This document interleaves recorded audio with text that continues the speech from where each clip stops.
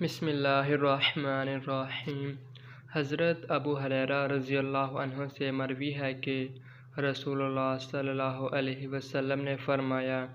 اللہ تبارک و تعالیٰ فرماتا ہے، جس نے میرے دوست سے دشمنی کی میں نے اس سے اعلان جنگ کر دیا ہے،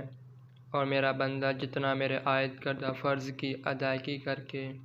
میرے قریب ہوتا ہے کسی اور چیز سے نہیں ہوتا، اور میرا بندہ نوافل کے ذریعے میرے قریب ہوتا رہتا ہے، یہاں تک کہ میں اس سے محبت کرنے لگتا ہوں۔ جب میں اس سے محبت کرتا ہوں تو میں اس کا کان ہو جاتا ہوں جس سے وہ سنتا ہے، اور اس کی آنکھ ہو جاتا ہوں جس سے وہ دیکھتا ہے، اور اس کا ہاتھ ہو جاتا ہوں جس کے ذریعے وہ پکڑتا ہے، اور اس کا پاؤں بن جاتا ہوں جس کے ذریعے وہ چلتا ہے۔ اگر وہ مجھ سے سوال کرے تو میں اسے ضرور دیتا ہوں، اگر مجھ سے پناہ مانگے تو میں اسے پناہ دیتا ہوں، اور میں جو کام کرتا ہوں اس میں تردد نہیں کرتا،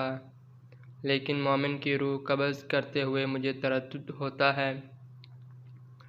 وہ موت کو ناپسند کرتا ہے اور میں اس کی تکلیف کو ناپسند کرتا ہوں۔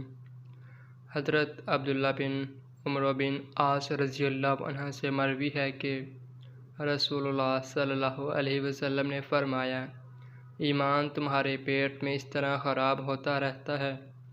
جس طرح کپڑا بوسیدہ ہو جاتا ہے، اسی لیے اللہ سے سوال کرو کہ وہ تمہارے دلوں میں ایمان کی تجدید کرتا